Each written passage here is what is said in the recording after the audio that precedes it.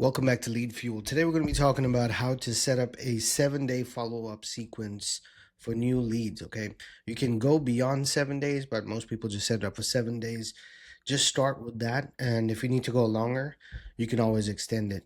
So once you get logged into your account, if you come here to the left side, you're looking for automation. Once you click on that, you'll see a list like this.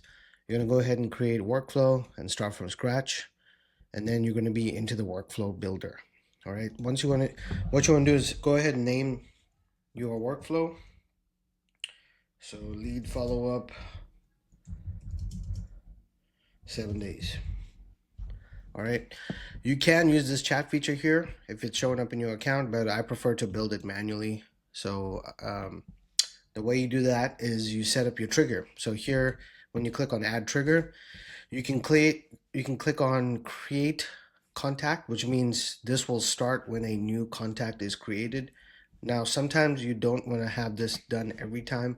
So in this case, in the other case, you can go ahead and click contact tag. So essentially this will trigger once you add a tag to a contact.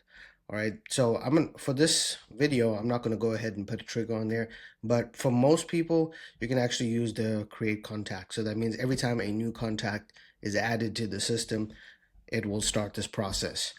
All right, if you're starting to get the process started with people who don't need the follow-up sequence, then you can change it to contact tag, and then you can manually add the tag to the contact, which will then start the sequence.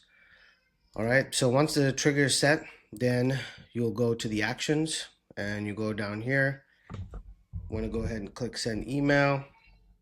So communication, you click send email here and you start filling this out. So action name, you can even type this here, email day 1, and then from name, from Josh, email from support at leadfuelcrm.com, subject day 1. Okay, now this is not actually going to be my subject, but some tips on the subject and on the body of the email. Try to keep it very personal. Try to keep it short, less than 2 sentences if you can. If you can avoid sending links or pictures or attachments, those tend to get marked as spam.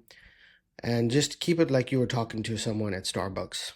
Okay, so once you do that, you click save, and you can see here, now that's the first step.